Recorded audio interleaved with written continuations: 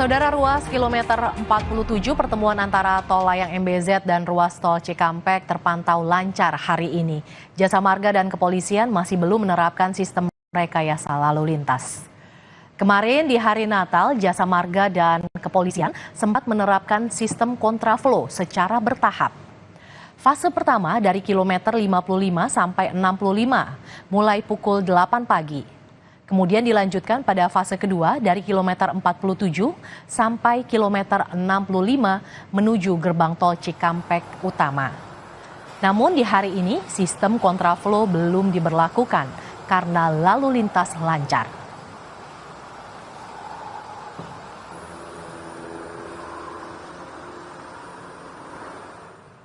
Libur Nataru, lalu lintas tol Paster terpantau padat.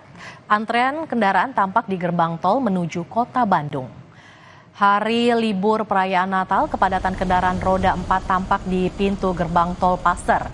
Kendaraan yang melintas masih didominasi kendaraan pribadi dan kendaraan besar seperti truk serta minibus.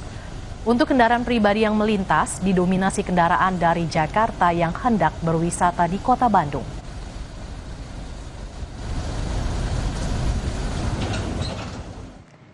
Kita akan sapa jurnalis Kompas TV, ada Benediktus Aditya di ruas tol layang MBZ dan Fida Alatas di gerbang tol Paster Bandung, Jawa Barat. Pertama kali kita akan ke tol layang MBZ terlebih dahulu. Bene, bagaimana situasi terkini arus lalu lintas di sana? Ya, selamat siang Mercy dan juga saudara. Bisa Anda lihat di belakang saya ini merupakan kondisi ruas tol layang MBZ di kilometer 47, juga arus pertemuan dari tol Jakarta menuju Cikampek. Dan kalau kita pantau dari pagi hingga siang ini kendaraan terpantau lancar begitu, di mana arus kendaraan ini didominasi oleh kendaraan-kendaraan pribadi, kendaraan kecil, lalu diikuti oleh kendaraan-kendaraan angkutan barang dari bermuatan kecil hingga bermuatan besar. Dan juga tadi kami masih melihat adanya beberapa transportasi antar kota, antar provinsi yang menuju ke gerbang tol Cikampek Utama. Dan memang ini yang harus diperhatikan para pengendara ketika melewati ruas tol layang MBZ. Ini adalah titik-titik kerawanan atau titik-titik rawan kemacetan yang biasanya memang di KM 47 ini terjadi kepadatan atau kemacetan. Seperti di hari kemarin begitu, di tanggal 25 Desember, ini Jasa Marga juga kepolisian menerapkan sistem kontraflow atau sistem rekayasa lalu lintas kontraflow pada jam 8 pagi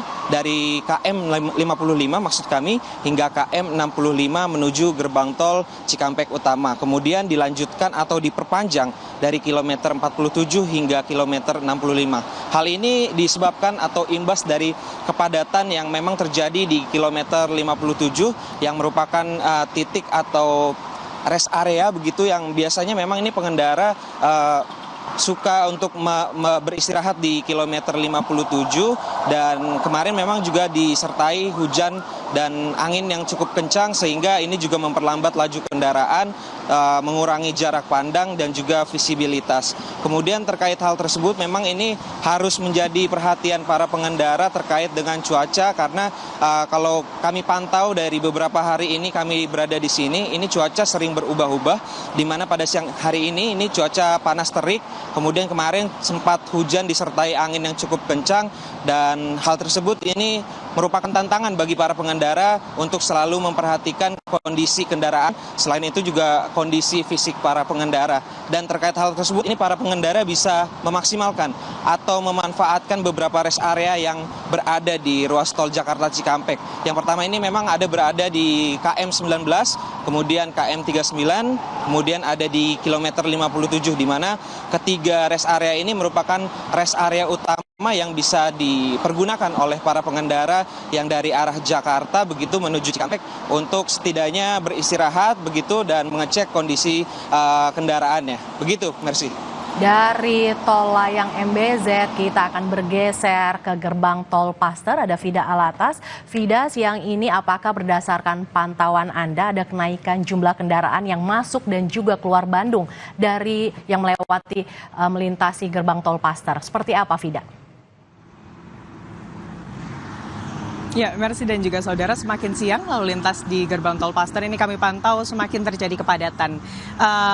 Eskalasi atau peningkatan jumlah kendaraan yang melintas di gerbang tol Paster ini mulai terjadi di pukul 7 hingga pukul 8. Di mana kalau sebelumnya dari data Jasa Marga per pukul 00 hingga pukul 6, ini lalu lintas kendaraan yang melintas masuk ke Bandung melalui gerbang tol Paster ini berkisar antara 100-200 dan paling banyak ini adalah 400 kendaraan per jamnya. Maka di pukul 7 hingga pukul 8 ini terhitung sudah mulai meningkat di angka 1.700-an kendaraan. Lalu di jam-jam berikutnya ini dari data Jasa Marga menunjukkan lebih dari 2.000 kendaraan per jamnya ini mulai masuk ke kota Bandung melalui gerbang tol Paster, sehingga hingga pukul 10 pagi tadi, Mercy dan juga saudara, total ada 8.581 kendaraan yang masuk ke Bandung via gerbang tol Paster. Dan kalau kami lihat dari jenis kendaraannya, ini didominasi kendaraan pribadi dari daerah-daerah Jakarta dan sekitarnya. Itu terlihat dari plat nomor yang kebanyakan melintas ini didominasi oleh kendaraan-kendaraan dengan plat nomor atau berletter B. Selanjutnya ini juga didominasi oleh kendaraan-kendaraan berplat nomor F, artinya dari Bogor dan sekitarnya. Lalu ada kendaraan-kendaraan dari luar kota, bahkan luar pulau juga yang pada H+1 Natal ini memasuki kota Bandung. Dan Mercy dan juga saudara, memang ini kalau kita lihat peningkatan jumlah kendaraan yang terjadi pada pukul 7 hingga pukul 8 pagi ini memang menyesuaikan dengan waktu dibukanya destinasi-destinasi wisata yang ada di Bandung dan sekitarnya, sehingga ini adalah jam-jam dimulainya kemudian para wisatawan masuk ke kota Bandung.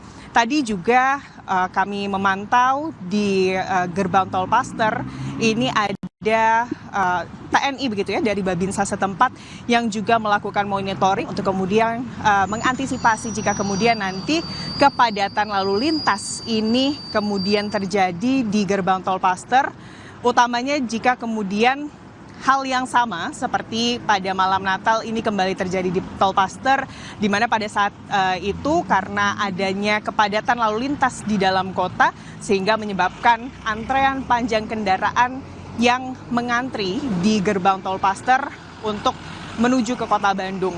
Antrian kendaraan ini bahkan sampai ke dalam kota Bandung. Dan untuk mengantisipasi hal tersebut, tentunya dari Babinsa setempat ini juga terus berkoordinasi dengan Jasa Marga Tol Paster.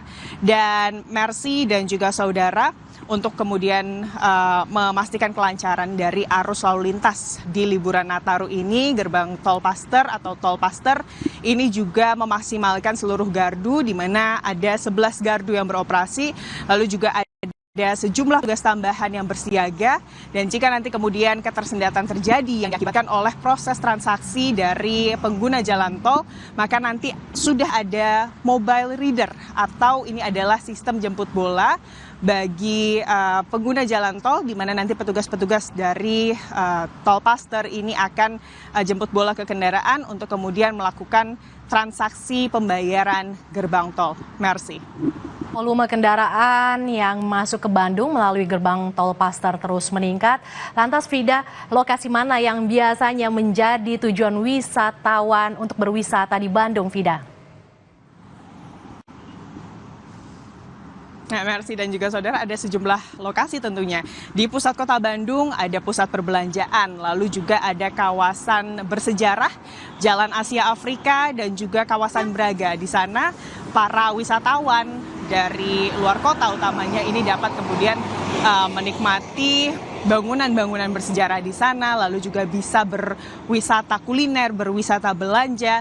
Selain di kawasan Braga, kawasan Asia Afrika, ada kebun binatang Bandung yang juga biasa ramai dikunjungi oleh wisatawan dari baik itu lokal maupun luar kota, dan juga ada sejumlah wisata-wisata kuliner dan juga wisata belanja yang ada di pusat kota Bandung. Dan kalau kita bergeser sedikit, Mercy dan juga saudara, ada kawasan wisata Lembang. Ini juga yang menjadi primadona bagi para masyarakat dari luar kota untuk berlibur di daerah Bandung.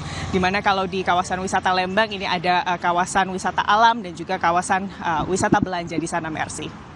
Terima kasih jurnalis Kompas TV Vida Alatas yang melaporkan situasi terkini di gerbang tol Paster, Bandung. Dan sebelumnya ada jurnalis Kompas TV Benediktus Aditya yang melaporkan dari jalan layang tol MBZ. Terima kasih kawan-kawan, selamat bertugas kembali, salam sehat selalu. Saya Prabowo Subianto, Presiden Republik Indonesia, atas nama pemerintah Republik Indonesia dan atas nama pribadi, mengucapkan selamat Hari Raya Natal untuk semua saudara-saudara sebangsa dan setanah air yang beragama Kristiani. Semoga Hari Raya Natal dinikmati oleh seluruh umat Kristiani dalam keadaan damai dan menerima berkah dan kebaikan dari Yang Maha Kuasa. Saya juga mengucapkan selamat tahun baru 2025. Semoga tahun baru membawa perdamaian, kebaikan, dan berkah bagi kita semua. Saudara, usai jeda Kompas yang masih akan kembali dengan informasi di libur Nataru hari ini, Taman Marga Satwa Ragunan atau Kebun Binatang Ragunan dipadati pengunjung. Hingga pukul 8 pagi tadi tercatat pengunjung sudah mencapai 2.700 orang.